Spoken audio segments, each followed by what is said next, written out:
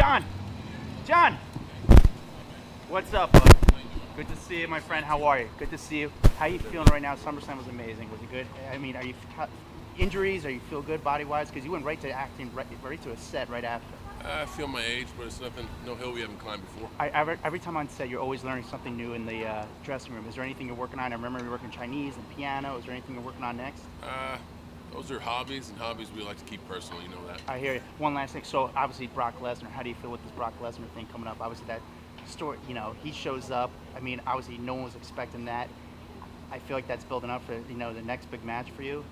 When you saw him there, what was going through your mind when you saw Brock Lesnar show up? I've been saying the same thing for 25 years. They deal them, I play them.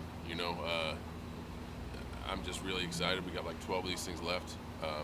I think SummerSlam was an indication from like the audience where everybody kind of knows we're closing our book, and just because I closed my book in December, that doesn't mean the WWE closes its books. They got to continue their programming going forward. So they're just trying to make the most exciting show for the fans, man. For the dozen I got them left, they deal them, I play them. Last thing, what did you say to Cody in the ring afterwards? I remember you were talking to him and he got a little emotional. What did you say to him? Well, if the world finds out about that, they won't find out about it from me, because that was between me and him. Good to see you.